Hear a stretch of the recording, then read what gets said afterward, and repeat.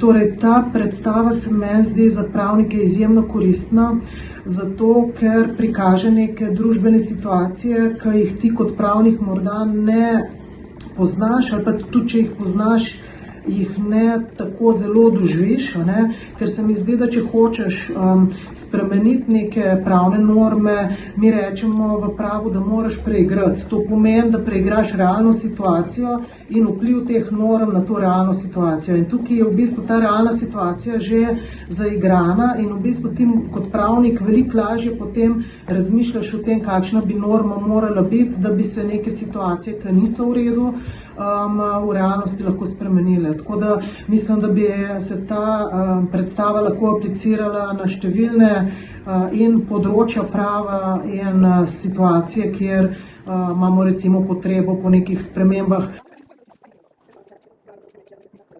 Prvi je bil predlog, da se poviša teden nosečnosti, ki je vezan potem na komisijo. Torej, pri nas je 10. teden.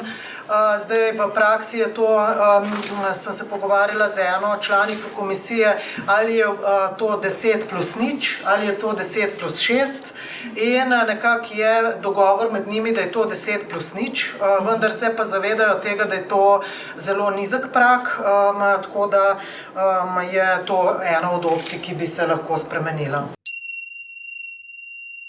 Drugi predlog je bil povezan, ali pa številni predlogi, z boljšo podporo ter informiranjem uporabnic in z prisotnostjo socialne delavke, delavca oziroma neke druge usposobljene osebe, tako kot je gospa rekla, recimo Dovle, ki bi bila zraven kot neke vrste, tudi že na komisiji.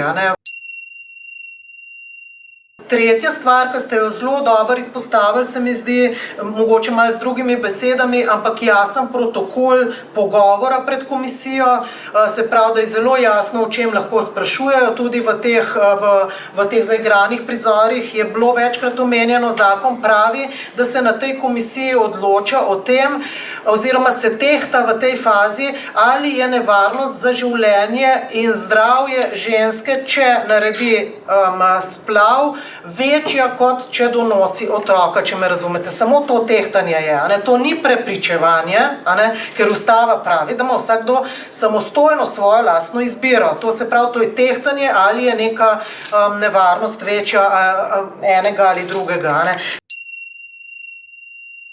Potem je pa še četrti sklop vprašanj ali pa odgovorov, predlogov bil povezan z problemom zdravnikov ali pa izzivom zdravnikov, ki uveljavljajo ugovor vesti. Ne vem, če veste, na Hrvaškem okrog 60% ginekologov uveljavlja ugovor vesti, pri nas samo 2%. In zdaj vprašanje, ali v tej komisiji bi bilo primerno, da sedi oseba, ki sicer ne želi opraviti splava, recimo.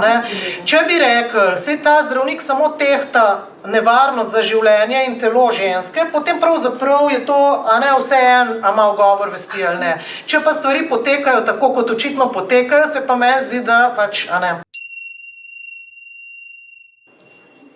So te predlogi velikokrat bolj kakovostni kot pa v nekih formaliziranih političnih procesih, zato ker izhajajo iz potreb ljudi in niso filtrirani strani, kako bi rekla, nekih partikularnih interesov ali pa nekih kapitalskih ali pa političnih